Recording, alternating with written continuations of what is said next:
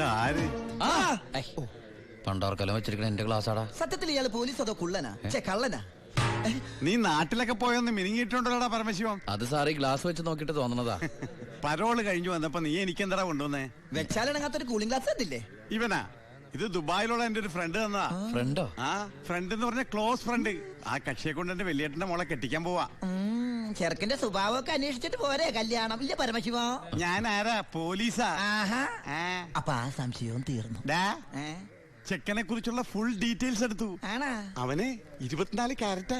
എന്റെ വ്യാകുല മാതാവ്, എന്നെ കൊല്ലും. ചുമ്മാ ഇത് കണ്ട, ഇതവന് ദുബായിക്കുള്ള കത്താ. എന്തിനാ ഇപ്പൊ കത്ത്? കാര്യം അങ്ങോട്ട് നേരിട്ട് പറഞ്ഞൂടെ? അതിനവൻ ദുബായിക്ക് പോയില്ലേ? അവൻ ദുബായിലെത്തി. ഇത് വെറും ഒരു കത്ത് മാത്രമല്ല, ഒരു ലിസ്റ്റ് കൂടെ ഉണ്ട്. ഒരു DVD, ഒരു TV, ഒരു മൊബൈൽ, അങ്ങനെ ചിന്ന ചിന്ന സാധനങ്ങള്. പോലീസല്ലേ മോനെ, ഓസിന് കിട്ടിയാ വിടുവാ. കാശിനൊക്കെ ഇപ്പൊ എന്താ വില? ടൈറ്റാ. ചിന്നാടൻ ബാബുവിനെ ആശുപത്രിയിലാക്കാൻ വേണ്ടി ലക്ഷങ്ങൾ ഏമാർക്ക് വീശിന്നാണല്ലോ കേട്ടത്. പോടാ. അത് ശരി, അപ്പൊ അതാണ് അവനോട് കാണാത്തത്.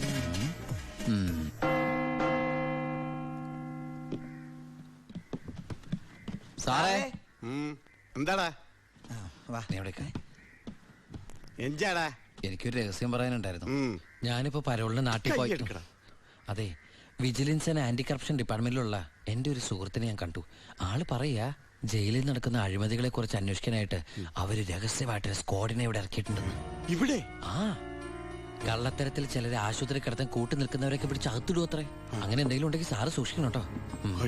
പിന്നെ ഞാനിത് പറഞ്ഞു, ആരോടും പറയരുത്. നമ്മുടെ ഡോക്ടറുടെയും സൂപ്രണ്ട് സാറിന്റെയും പണി പോകുന്ന എനിക്കിത് കാണണം. അവര് കുറച്ചുനാൾ തിന്നട്ടേന്നുണ്ടാ.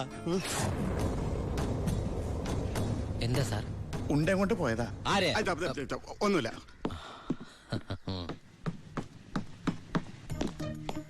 നീ 100 പേര് എണ്ണി തീരുന്നതിന് മുമ്പ് ചിന്നാടൻ ബാബു സെല്ലിലുണ്ടാവും. ചുമ്മാ എണ്ണടോ. 1 2 3. സത്യമാണോടൂ? അതെ സാർ.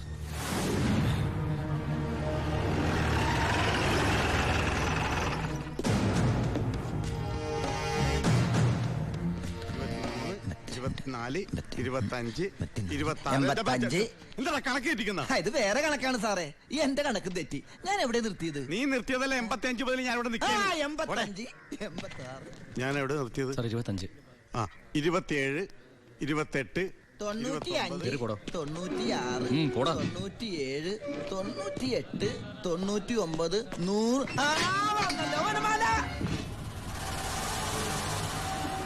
ഹായ്, എവിടെയായിരുന്നു? എവിടേക്ക് അന്വേഷിച്ചെന്നറിയാമോ? പത്രത്തിൽ കൊടുക്കാൻ പോയതാ. എന്താടാ നീ സൂക്ഷിച്ചോ? ഓ എടാ ചിന്നടാ, വാളയാർ പരമശിവത്തിന് സെൻട്രൽ ജയിലിനുള്ളിൽ കാശറിയേണ്ട കാര്യമില്ല നിന്നിവിടെ തിരിച്ചെത്തിക്കാൻ. ബുദ്ധിമതി, വെറും ബുദ്ധി. നീയല്ലേ പറഞ്ഞത് എന്നെ ഇവിടെ ഇട്ട് കൊല്ലൂന്ന്? എന്നിട്ട് ഞാൻ പരോളിന് പോയി തിരിച്ചു വന്നപ്പോ നീ ആശുപത്രി പോയി കിടന്ന പിന്നെ എന്നെ ആര് കൊല്ലും?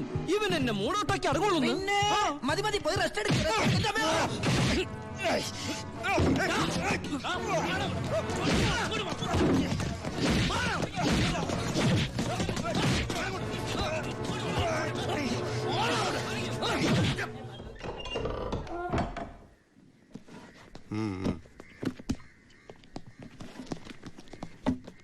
നിന്റെ ആരാടാ ദുബായിലുള്ളത്?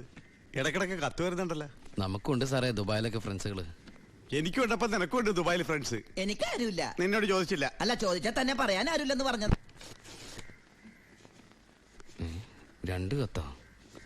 From Divakaran, jailor, central jail. ഇതൊന്നും നിനക്ക് ദുബായിലേക്ക് അയച്ച കത്തല്ലേ? എന്തൊന്നും എഴുതി വെച്ചേക്കണാവോ? എന്തായാലും ഒന്ന് നോക്കിയേക്കാം. പ്രിയപ്പെട്ട എൻ്റെ ഉണ്ണിക്ക്, ഞാൻ ഗോപികയുടെ കൊരങ്ങച്ചൻ, കൊച്ചച്ചൻ, ജയിലർ ദിവാകരൻ എഴുതുന്ന സ്നേഹത്തോടെയുള്ള കുത്ത്.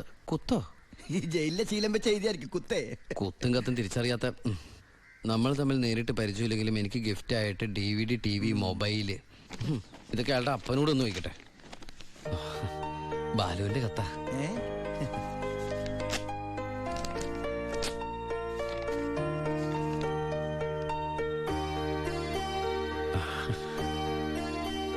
ബാലുവിന് SS സെലക്ഷൻ കിട്ടി. അവൻ ട്രെയിനിങ്ങിന് ചേർന്നു. ബെസ്റ്റ് ആദ്യത്തെ പോസ്റ്റിംഗ് ഈ ജയിലിലും ആയിരിക്കണം. അയ്യോ, അങ്ങനെയൊക്കെ സംഭവിക്കൂ? പറയാൻ പറ്റില്ല. നിന്റെ ബെസ്റ്റ് ടൈം അല്ലേ, ചിലപ്പോ അങ്ങനെ സംഭവിച്ചേക്കാം. ചുമ്മാ ഇരടാ, മനുഷ്യനോട് പൈലോ ഒന്ന് ടെൻഷൻ അടിക്കുമ്പോൾ അവന്റെ ഒരു തമാശ. എന്നാ നീ ഒരു മറുപടി എഴുത്. നിന്റെ ശിക്ഷ കഴിഞ്ഞിട്ട് ജോലിക്ക് കയറിയാ മതിയെന്ന്. എടാ മണ്ട, ഒരു കത്ത് ഞാൻ എഴുതിയാലും വീട്ടിൽ നിന്ന് എഴുതിയാലും കയ്യിലെത്താൻ ഒരു മാസം എടുക്കും.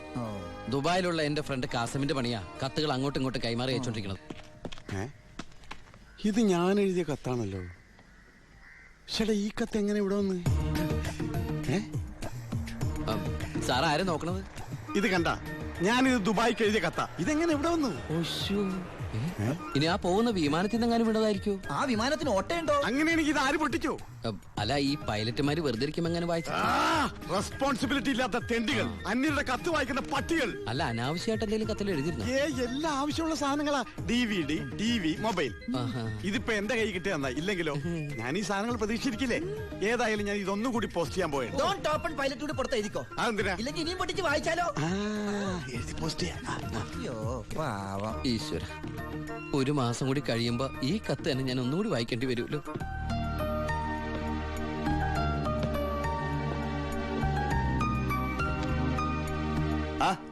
എന്താടോ? വാ.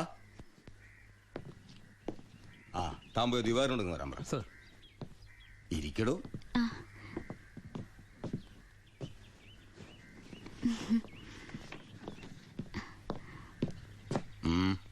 സർ, സി ബ്ലോക്കിൽ ചിന്നാടനും പരമശിവനും തമ്മിൽ വീണ്ടും തല്ലുണ്ടായി. അവൻ പല തവണയായി ചിന്നാടന്റെ മെക്കെട്ട് കയറണം. താൻ പോയി തൂക്കിയെടുത്തോളൂ ആടോ ആ പരമശിവത്തെ. നിനക്ക് എന്തിന്റെ സൂക്കേടാണ്? മറ്റുള്ളവരോട് മര്യാദയ്ക്ക് പെരുമാറുന്ന നിനക്ക് ഇവനോട് മാത്രം എത്ര വലിയ സൂക്കേട്? സൂപ്രണ്ടിന്റെ കൈ കിട്ടിയാലുണ്ടല്ലോ പിന്നെ എനിക്കൊന്നും ചെയ്യാൻ പറ്റില്ല. അവനാണെങ്കിൽ സൂപ്രണ്ടിന്റെ ആളും. സാറാരാളാ? ഞാൻ വതളങ്ങിയ അങ്ങോട്ടും ഇങ്ങോട്ടും അറിയും. എന്താന്ന്? എനിക്കും ജീവിക്കണ്ടോ? അച്ഛന്റെ അസുഖം എങ്ങനെയുണ്ട്? പ്രഷർ പെട്ടെന്നൊന്ന് കൂടി കുഴഞ്ഞു വീണു. ഉടനെ ഇങ്ങോട്ട് കൊണ്ടുവന്നു. ഇവിടെ ഇപ്പോ മെഡിക്കൽ കോളേജിൽ അഡ്മിറ്റ് ചെയ്തിരിക്കുക. അതുകൊണ്ട് നേരിട്ട് പറയാൻ വന്നതാ. ഓ, ഇങ്ങോട്ട് കൊണ്ടുപോടോ. ചെല്ലടങ്ങട്.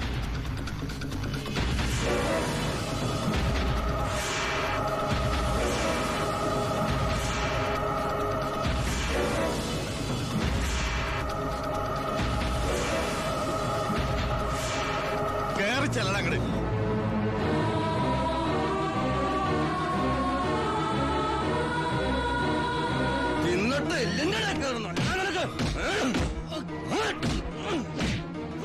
മോളെ, നീ പോരും.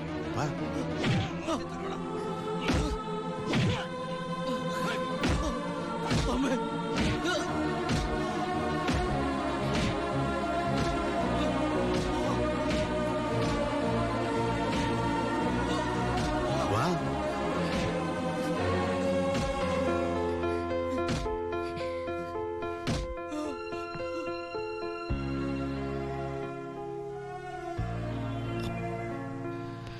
ഇടി കൊണ്ടതിനേക്കാൾ വേദന അവളെ കണ്ടപ്പോഴായിരുന്നു.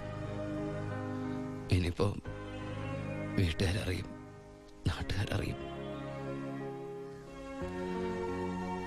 അടുത്ത വണ്ടിക്ക് എന്റെ കുടുംബം മൊത്തം ഇവിടെ എത്തും. ഞാൻ ഈ കളിച്ച കളിയൊക്കെ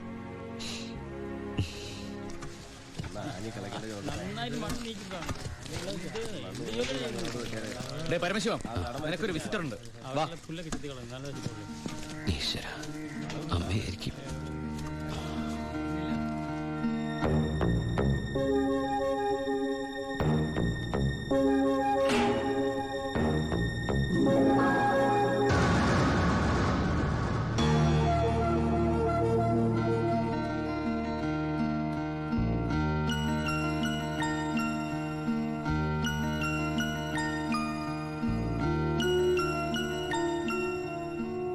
നിങ്ങളുടെ ദുബായ് പൂജപ്പുര സെൻട്രൽ ജയിലിന്റെ അകത്താണെന്ന് ഇവിടെ വെച്ച് കണ്ടപ്പോഴാണ് മനസ്സിലായത്. താൻ എന്താ എന്റെ അടുത്ത് പറഞ്ഞത്? അന്ധയായ പെൺകുട്ടി തനിക്ക് വേണ്ടി കണ്ണിൽ എണ്ണ ഒഴിച്ച് കാത്തിരിക്കുകയാണെന്ന്. അതും ക്രിസ്ത്യാനി ഷേക്കിന്റെ വീട്ടില്, അല്ലേ? അച്ഛനും കൊച്ചച്ഛനും അറിയാതെ ഞാൻ ഇവിടെ വന്നത് നിങ്ങൾ കണ്ട് രണ്ട് വർത്താനം പറയാനാ. പാവ അമ്മ മൂത്ത മോനെ കുറിച്ച് പറയുമ്പോ 1000 നാവ. ഒരു കുടുംബം മുഴുവൻ അവിടെ നിങ്ങളെ സ്നേഹിച്ചു കൊല്ലുക. എന്നിട്ട് ഇനി അവരെ ചതിക്കാൻ ഞാൻ സമ്മതിക്കില്ല. എല്ലാവരും അറിയണം. ഞാൻ അറിയിക്കും. അറിയിച്ചോളൂ. കുട്ടി പറഞ്ഞത് ശരിയാ. ഞാൻ എല്ലാവരും പറഞ്ഞു പറ്റിക്കുക, മനഃപൂർവ്വ. പിന്നെ ഞാൻ എന്താ പറയേണ്ടത്? ജയിലിൽ കിടക്കണമെന്നോ? സത്യം പറഞ്ഞ അവരുടെയൊക്കെ സന്തോഷം നശിപ്പിക്കണമായിരുന്നു ഞാൻ. വിശ്വസിക്കാമെങ്കിൽ വിശ്വസിക്കാം, ഈ കൈകൊണ്ട് ഞാൻ ആരും കൊന്നിട്ടില്ല. പക്ഷെ കൊലപാതകം എന്ന പേരില് ഞാൻ ഈ ജയിലിൽ കിടക്കുന്ന എന്റെ കൂലിയാ മാസം എന്റെ വീട്ടിലെത്തുന്നത്. അതുകൊണ്ട് അവരൊക്കെ അവിടെ ജീവിതത്തിൽ ഈ നിമിഷം വരെ എന്റെ ഭാവിയെ കുറിച്ച് ഞാൻ ചിന്തിച്ചിട്ടില്ല. താനിപ്പോ പറഞ്ഞില്ലേ എല്ലാരും ഞാൻ ചതിച്ചെന്ന്. പരോളിനിറങ്ങി എനിക്ക് വേണമെങ്കിൽ തന്നെ കല്യാണം കഴിക്കായിരുന്നു. അതിനുശേഷമാണ് താൻ എന്നെ ഇവിടെ വെച്ച് കാണുന്നെങ്കിലോ? ഞാനൊരു ക്രൂരനും കൊലപാതകമായിട്ട് തനിക്ക് തോന്നുന്നുണ്ടെങ്കിൽ പറയാം, എല്ലാം പറയാം, എല്ലാരോടും പറയാം. ഒരു കള്ളക്കഥയുണ്ടാക്കി തന്നെ ഞാൻ വിശ്വസിപ്പിക്കാൻ ശ്രമിച്ചത് തന്നോടുള്ള ഇഷ്ടക്കുറവുണ്ടല്ല, നിന്നെ എനിക്ക് ഒരുപാട് ഇഷ്ടമായതുകൊണ്ടാ.